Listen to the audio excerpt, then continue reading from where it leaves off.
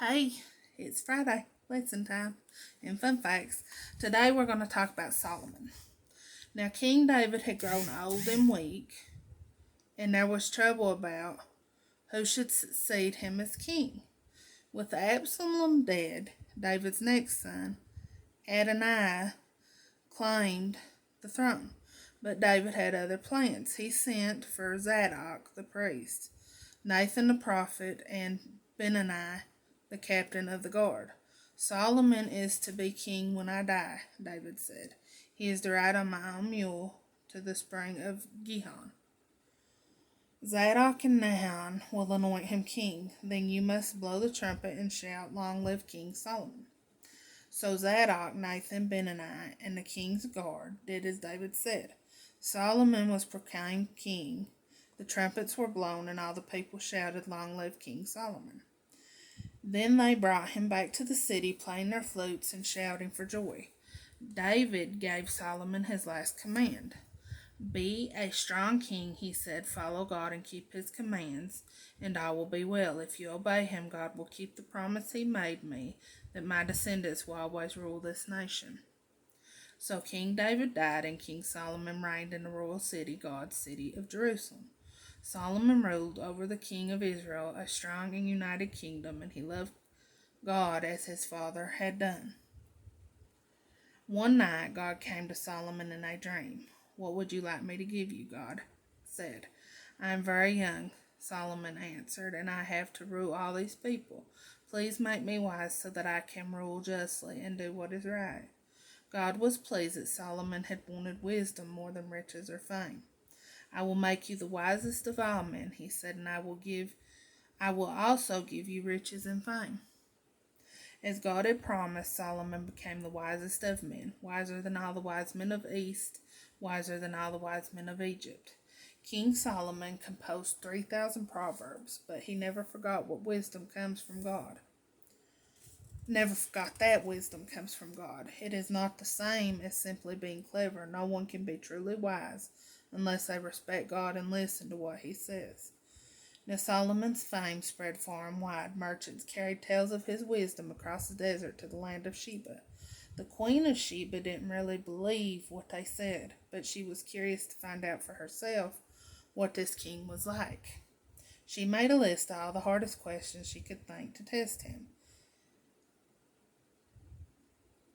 Then she set out on a long journey with all her attendants and camels loaded with rare spices, jewels, and gold.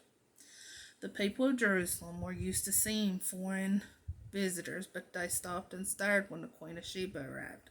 The queen was shown into the palace. She asked King Solomon every question on her list, and he answered them all. She was shown around the palace. She saw the food that was prepared for the king's table and his great feast. She saw the palace officials in their splendid uniforms. It quite took her breath away. I didn't believe what they told me about you, she said to the king, but now I have seen for myself. God has given his people a wise king because he loves them. She gave King Solomon the gifts she had brought with her, rare spices, jewels, and gold. The king gave her gifts of his own in exchange, and anything else she cared to ask for. Then the queen and her attendants returned to the land of Sheba. Now for our fun facts this week. Who suggested that stones could be turned to bread? Satan tempting Jesus. In Luke chapter 4, verse 3, and the devil said unto him, If thou be the Son of God, command this stone that it be made bread. What woman led the women of Israel in a victory dance? Miriam, Moses and Aaron's sister. In Exodus chapter 15, verse 20, and Miriam the prophetess, the sister of Aaron, took a timbrel in her hand, and all the women went out after her with timbrels and with dances. What king, a dabbler in sorcery, sacrificed his son in the fire? Manasseh. In 2 Kings chapter 21, verse 6, and he made his son pass through the fire and observed times, and used enchantments and dealt with familiar spirits and wizards. He wrought much wickedness in the sight of the Lord to provoke him to anger. Now, Manasseh doesn't only allow idol worship in Judah, he also corrupts the worship of the true God at the temple and makes it a place of idol altars, including those dedicated to his astrological worship. He sacrifices his own son to the Canaanite god Molech, which is worshipped with the burning of children. Who does the Bible say is the father of lies? The devil.